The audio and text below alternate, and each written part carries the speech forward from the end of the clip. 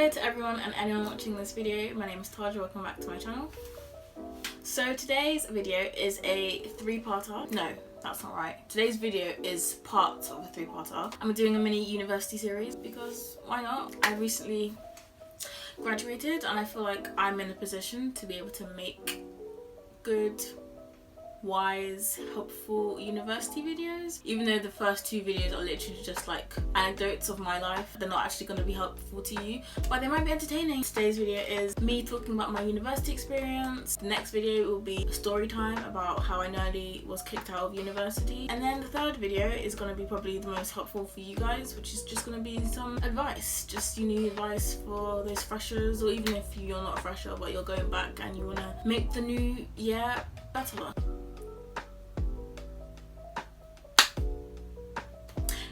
So that's all I've got to say. So without further ado, let's start part one of the series.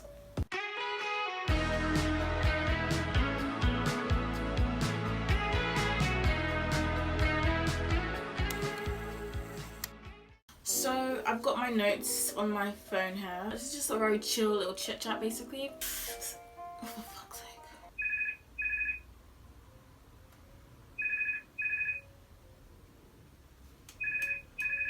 Just for some context, I went to University of Leeds, which is in Leeds, obviously, and I did psychology. Yeah, that's basically all the background knowledge I guess you will need to know. So yeah, let's start with first year.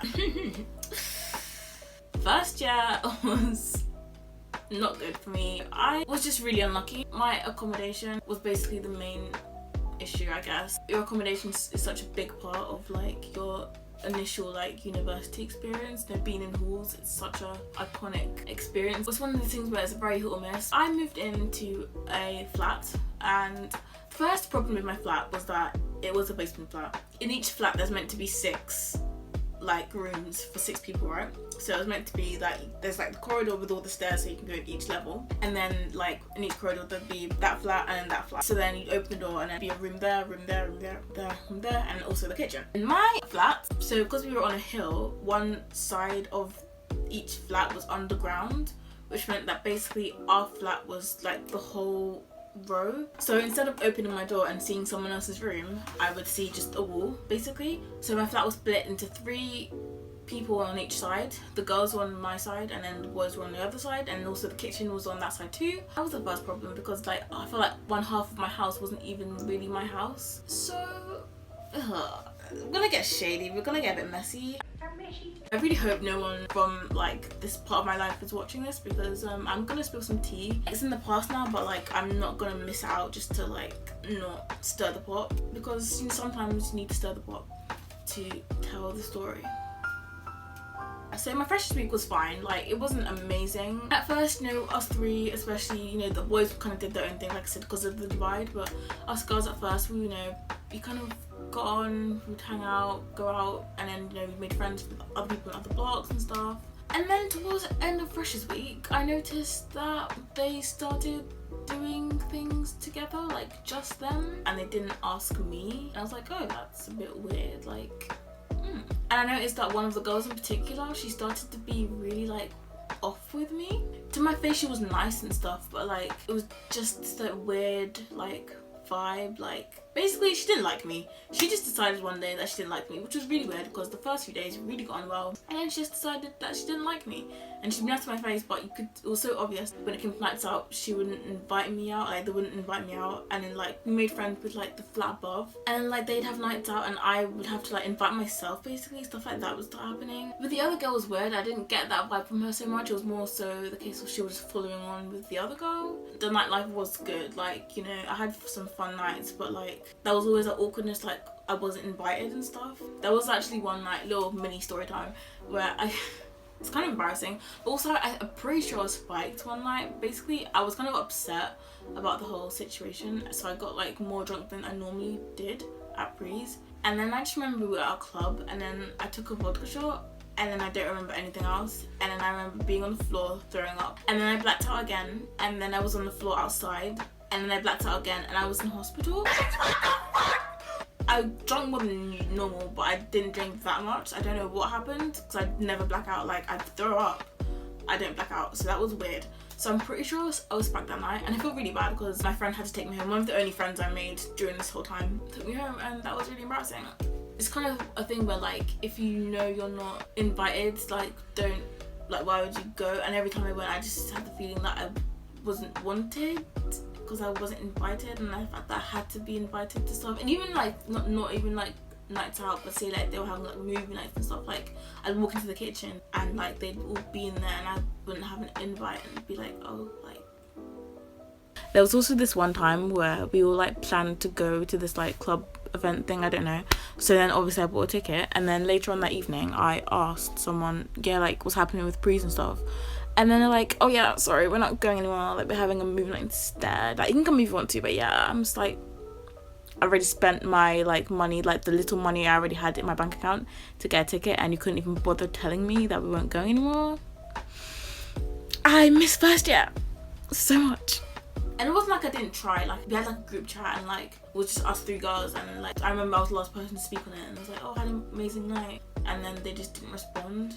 Towards the end of semester 1, my mental health like went down. Baby, are you down, down, down? The other thing as well that was shit about my accommodation, so you know those other 3 boys that I didn't really see even though they were part of my house? One of them was actually quite nice, to be fair, but 2 of them, basically they were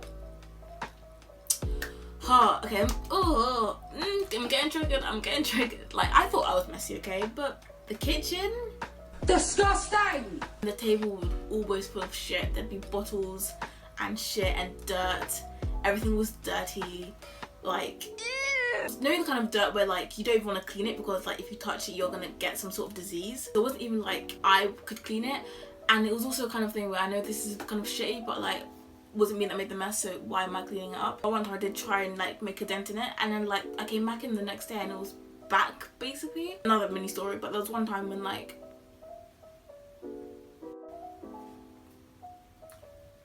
I walked in the kitchen and there was vomit on the floor. Like there was literal vomit because one of my flatmates' friends came and threw up on the floor and then just didn't bother cleaning it up. Oh, to see without my eyes. So yeah, that was disgusting. I kind of isolated myself even further more than I was already being isolated, if that makes sense. Going into the kitchen made me really anxious to the point where I didn't go into the kitchen. Like this is really kind of sad and I feel kind of embarrassed sharing this, but like I would literally spend like 24 hours just like in my room, in bed, having not eaten because I didn't want to see anyone. I was too like anxious, like socially to see anyone. Luckily I had an ensuite, so I would also get up to go toilet, but like that's like I wouldn't leave my room at all.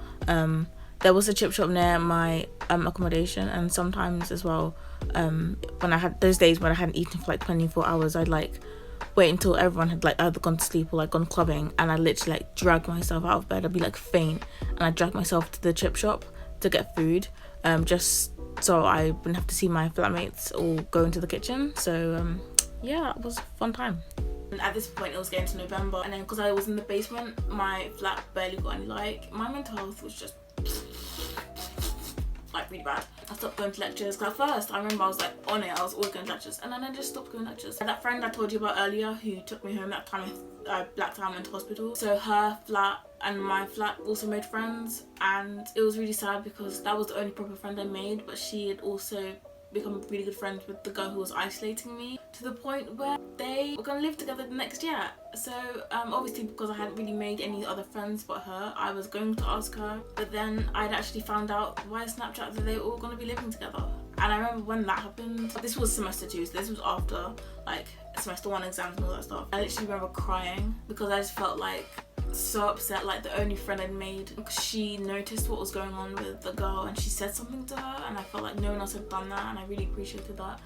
But then she went and lived with her, and it's like no, it's not no shade or anything, like if you're friends, whatever, but that literally made me cry when that happened, and I just felt so alone and so sad. I was like, you know what, this can't continue anymore, I need to get out of this flat. So I said, I'm gonna move on, I'm gonna sort my life out, I'm going to find someone new to live for this year, and I also need to find someone to live next year because I haven't got anyone to live with.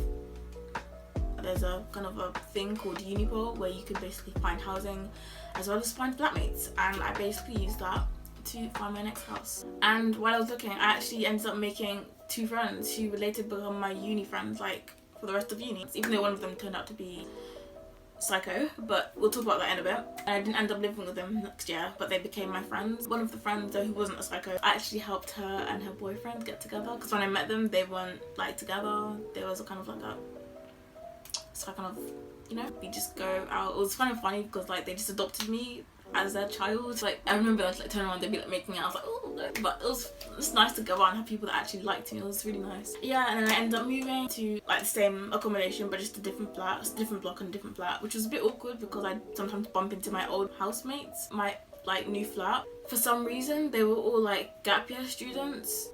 They all like were like proper like hippie, like they did a lot of drugs and they went to like drum and bass nights, and that was my first kind of like step into that whole world. I never like met any people like that before. It was just funny because they're all older than me, mature and cool, and like, but they all welcomed me, and even though I knew they weren't my people, it was just funny to like see them, and just, yeah, that was just a weird time. I had fun though, I will say, like, even though they weren't my people at all, they were fun. I had fun with them, let's just say that. And in terms of my exams, I didn't do that good. I ended up getting a 2-2, which it was okay because the whole 40%, you have to get 40% to pass in first year, so I didn't really care that much. But yeah, that's first year. So now we get on to second year. The first second year. There's 2 second years. Surprise. My first second year, this is gonna get really confusing. I'm just gonna call this year second year, and then my other second year 2.0. My second year was, I think, my most boring year, to be honest. I had that whole website that I found flatmates in, just like random girls. These girls were lovely, they were so nice, but we just didn't do anything as a house. I thought when I first like agreed to live with them, I thought they were all friends. I thought we'd, you know, be going out and stuff all the time, but quickly I realised that we weren't that kind of house, which was really sad. And I don't just mean like clubbing and drinking and stuff, I mean like just other things. Like we didn't do any like movie nights or any like house activities or anything together, so yeah, that was a bit shit. I barely saw any of them. They were just very like, 2 of them went home every weekend. One of them was just quite like had her own friends, that kind of thing, and one of them was like another girl they also had to find to replace someone who dropped out from their housing plan last year, so she was in 3rd year, so she had her own friends. I kind of experienced a similar thing as the last year where I was really lonely again, but it wasn't as bad, I guess, because it wasn't that they hated me. At this point as well, I'd also become quite close to one of the friends I met last year from that website, the housing website, who was like the epitome of toxic friend.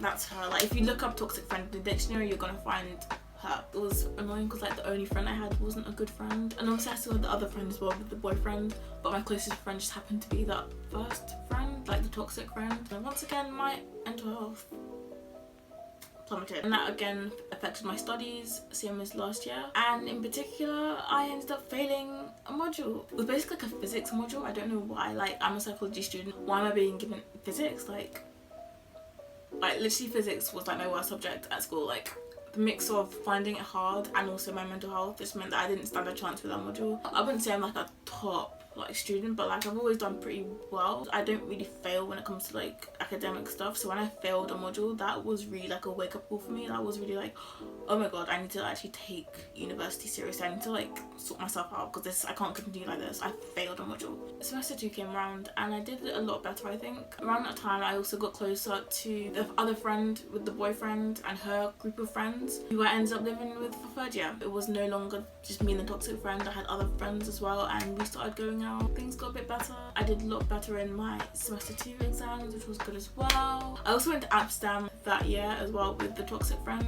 Sometimes I look back and think, oh, you know, I wish I never met her, because why? She didn't add anything to my life, but she did. She made me go to Amsterdam, and the reason why I'm happy that I went is because I made another friend who is my friend to this day. Oh, friend! Oh, new friend! Oh, friend! Please be my friend! She's a Londoner as well, so that's cool. We've been friends ever since, even though she's also friends with the toxic friend, who I'm no longer friends with. Again, I'll explain in a minute. It's good to know that that whole situation with the toxic friend wasn't for nothing, because if it wasn't for her, I would never have gone to Amsterdam and met the other friend. So everything happens for a reason. So, you know that module I failed? Well, I was meant to retake it. But a few twists and turns, I didn't retake it, and then I got kicked out of uni. A few more twists and turns, and I was able to be given the chance to just retake the whole second year again. And my next video is going to be the whole story time of why I had to retake my second year and how I nearly got kicked out and stuff like that. So if you want to know that, then make sure you are subscribed to the channel. Flash forward, and we're in my second year again, which had been my third year. This year was actually quite a good year in terms of like academics and stuff. I feel like the whole like nearly getting kicked out kind of really motivated me, even though I didn't really go to lectures again. I know I should have gone, I'm spending so much money on it,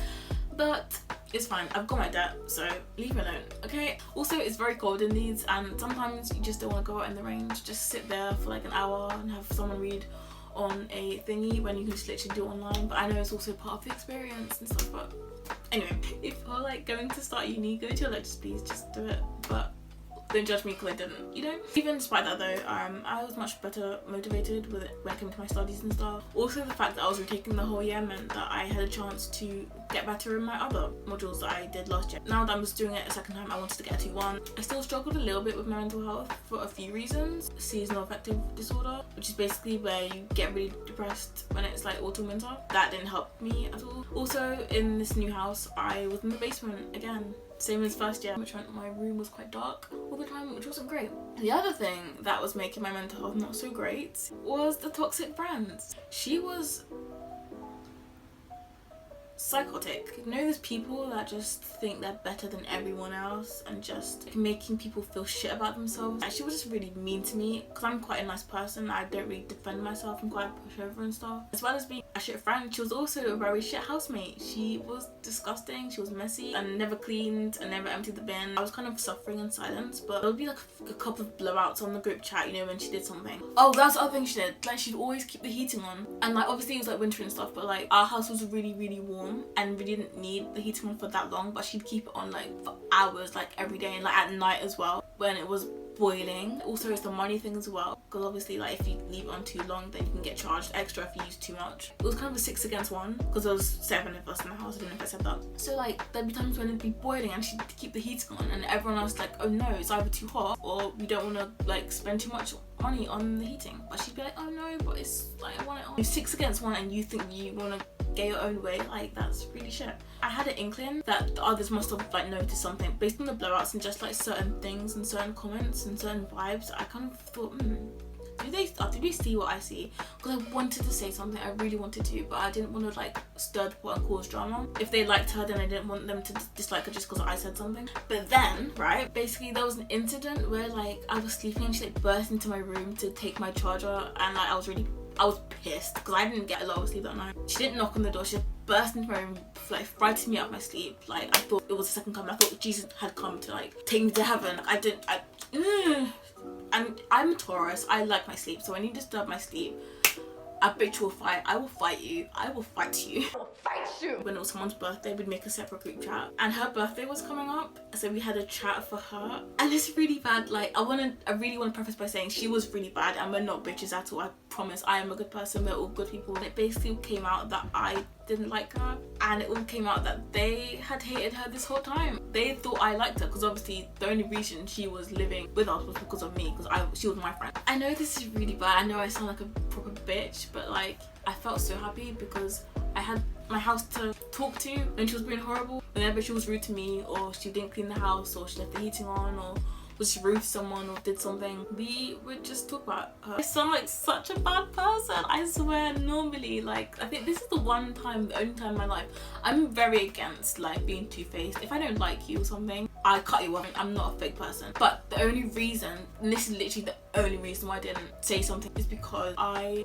was living with her, and if I said something and ended the friendship, it would just cause this awkwardness and this tension in the house that I didn't want. And that's the only reason why I didn't end the friendship beforehand. But I just tried to keep my distance, which was hard because she's like very leechy. I think she probably noticed I was like distancing myself, and she was trying to like dig her leechy toxic claws into me. I'm like, go away. I'm like distancing myself on purpose. Like, stay away from me. Like, get away from me. Leave me alone. I feel like you guys are gonna think I'm mean, but I'm not. I've had people talk about me behind my back before, so I don't condone it. But that was a very sticky situation, and I couldn't just not say anything and like suffer in silence like I was doing for this whole month before I found out the rest of my house didn't like her. So yeah, in terms of my whole academia thing, I ended up passing the exam I failed before, and I ended up getting a 2-1 overall. I think it helped that I'd done it before, so I kind of was familiar with it. My social life was really good. Obviously I had people to go out with properly, so I went out of my house loads. Edge Leeds. So that's one good thing about Leeds, and I'll talk about that in my last video in this series about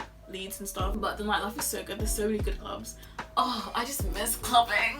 Even like in London, I just want to go to a club. This has got nothing to do with the video, but I miss clubbing so much. I miss getting dressed up and getting drunk and dancing and like snogging strangers and just getting McDonald's afterwards. Oh my god, I feel so sad for freshers who aren't gonna experience that. But yeah, I was really happy. I was living with people that I loved, and I still love them so much.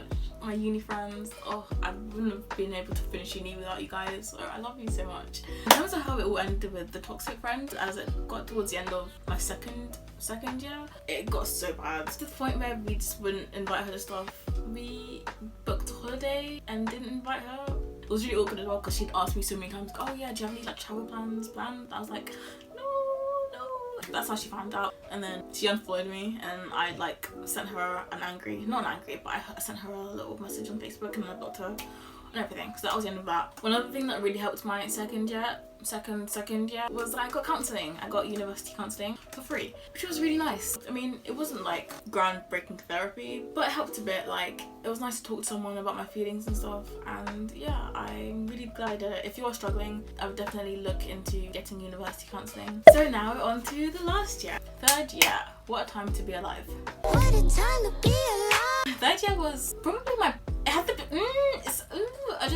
I just get so angry about third year because it had the potential to be just the best year. But obviously towards the end that didn't work out. But you know what, for the time that, you know, things were normal and we weren't in a global pandemic, third year was just so much fun. Semester 1, I just remember being super busy between juggling my new modules and my dissertation, and then also I was social media sec for the Psychology Society, and as well as that I was also trying to have a social life and also YouTube. I just remember being so busy because I was constantly working and editing and socializing and drinking and typing and crying and sleeping, but not really because I have insomnia. It was just a crazy time, but honestly I wouldn't have it any other way. It was nice being busy and stuff. My mental health wasn't fantastic. Seasonal affective disorder, she really knows how to kick a girl down. Apart from that, you know, my social life was popping. I was living with 2 of my housemates from last year and then another girl, so I lived in a smaller house, 4-bed.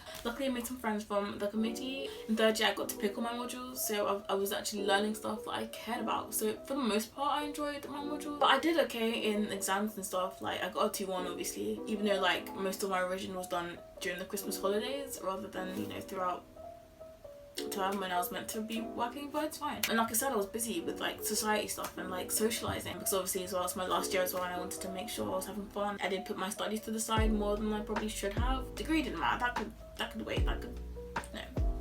I don't regret it because I'm happy that I got a 2-1. Like if I got a 2-2 maybe I would think, oh, you know, should work harder now, could have, you know, work. But I'm like happy I got a 2-1. I wasn't aiming for a first. I mean, if you can obviously dedicate as much time as you can to your studies, but I didn't mind. Also the fact that, you know, YouTube has gone well. I didn't feel like I wasted my time on YouTube and I should have been working because now I've got 1,000 subscribers. So, and then also with the socializing thing, I don't regret sacrificing working for socializing because not only was it my last year, but obviously coronavirus. Another really good thing that happened in semester 1 was I got my braces off, which is amazing. So in my second year, I got braces and I had them on for 19 months. I was quite insecure and stuff about my braces and my teeth and stuff, but having them off made me feel so good. I felt more confident and stuff. It was great. It's like, yes, I'm a new bitch. I'm like a whole brand new bitch. It was great. It was the first time I felt pretty during the whole time that I was in uni, like fully like confident and stuff. I was just living my best life really. It was great. Semester 2 started off really good. I was balancing everything, I think better than I was in the beginning. I was more like, I knew what I was doing. I had my dis, even though I started it later than I should have, much later than I should have.